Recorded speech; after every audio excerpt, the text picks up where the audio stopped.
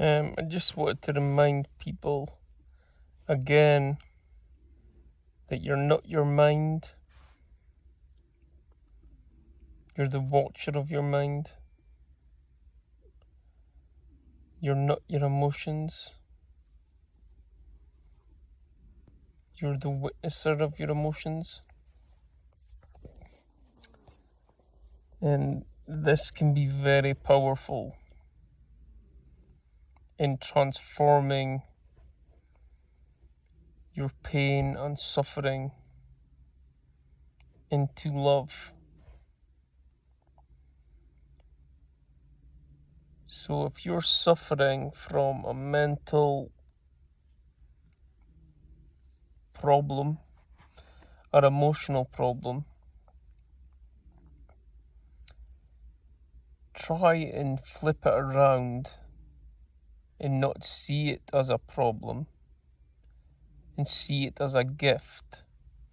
There's parts of you that are wanting to be seen. Your soul's trying to show you parts of yourself that need loved.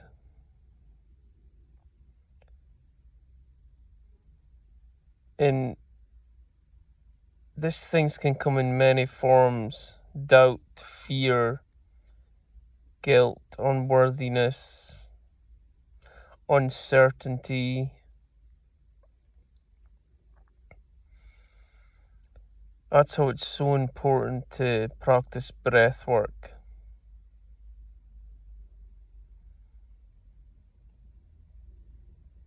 So realize you're the observer of the personality that you think you are. And there's a choice to being a victim.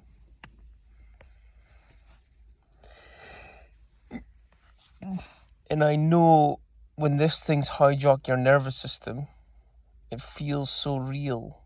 But if you can just settle your nervous system down again and again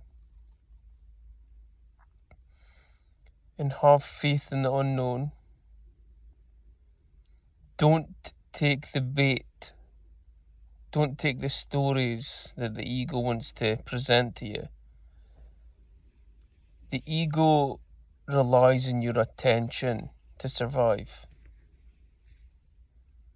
And the more you just observe it, it starts shrinking. And your nervous system will eventually calm down.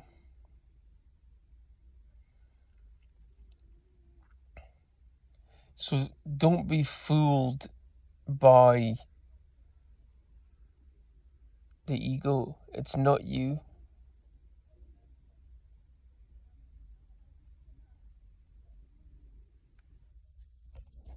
Innocence is the key. Who was you before you developed your ego? As an infant. It's not that you won't have a mind, but your mind will be in your heart. It won't be a survival mind, it'll be a heart mind. And it'll be infused with love rather than fear, doubt, guilt, uncertainty, unworthiness.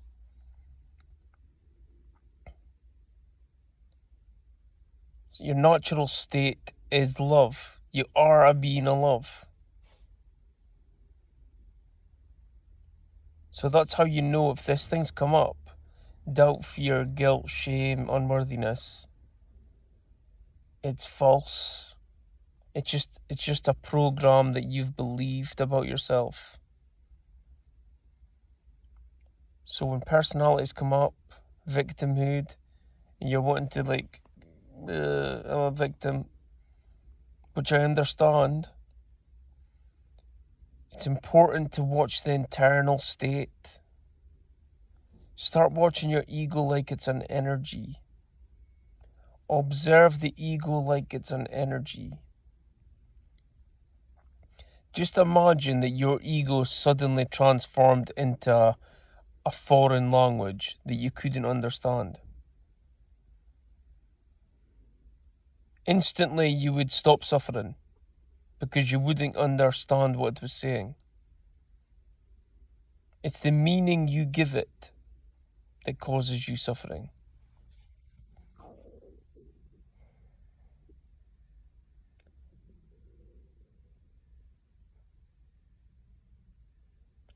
And it can take time to see the layers of yourself that you think you are. And this false selves within us can have a huge impact on our health. It carries on into the body, because your mind is your body, how you think about yourself. So practice breath work all day.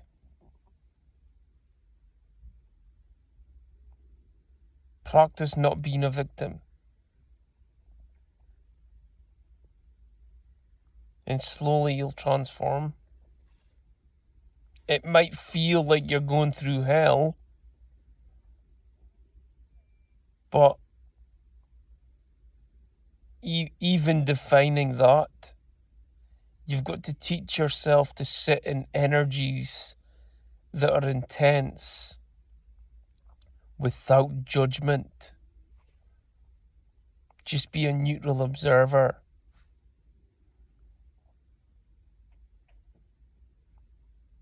And that'll transform your life.